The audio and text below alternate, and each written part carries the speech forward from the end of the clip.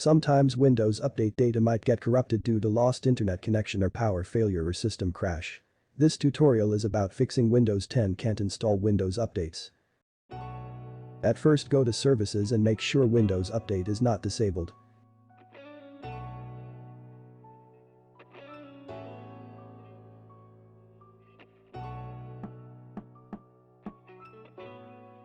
You can set it startup to automatic or manual.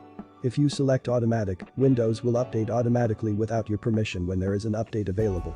If you select manual, Windows won't update unless it is triggered by check for update.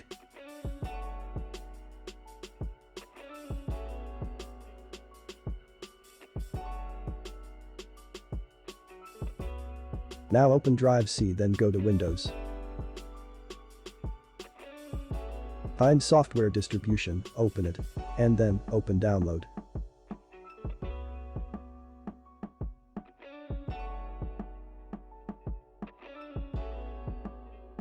Inside Download folder, select all the files and folders, then delete them all. If you are unable to delete them, then try to delete them after rebooting to safe mode.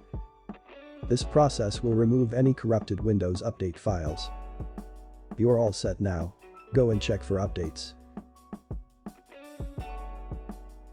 There should be no problem in Windows Update now. If my tutorial was helpful, please don't forget to like my video and subscribe my channel. Thanks.